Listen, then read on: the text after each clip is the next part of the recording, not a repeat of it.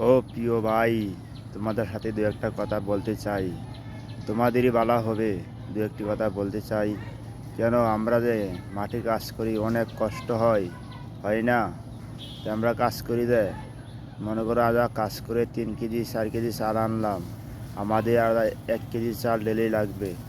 সেই জায়গায় 1 কেজি চালই আমরা ব্যবহার করি, এতে বেশি আমরা না ভাগ করি।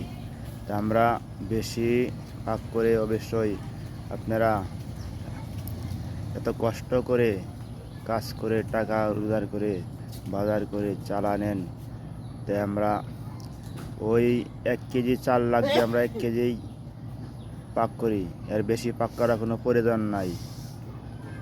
তো বেশি পাক করে আমরা এই জিনিসটা অপচয় করি, এটা আমাদেরই কষ্ট হয়। আমরাই কষ্ট করে কাজ করে টাকা আনি। তা আমরা 250 চাল যদি আমি আর কম দেই, তা আমাদেরই ভালো হবে। এই চালটা থাকবে, পরবর্তী আমরা খাইতে পারবো। তা আমরা সকলেই অপচয় না করি, সেইভাবেই আমরা চলি। যে কোনো ক্ষেত্রেই হোক, যে কোনো জায়গায়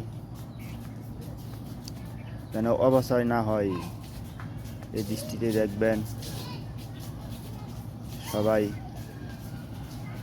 অপচয় জিনিস অবশ্যই জবাব দিতে হবে। তা খাবার জিনিস যদি আপনি যতটুকু লাগবে, যত প্রয়োজন, এর থেকে বেশি যদি আপনি ব্যবহার করেন, খান না, এটা ফালাইয়া দিছেন, এটা তো জবাব দিতে হবে আল্লাহর কাছে। খাবার জিনিস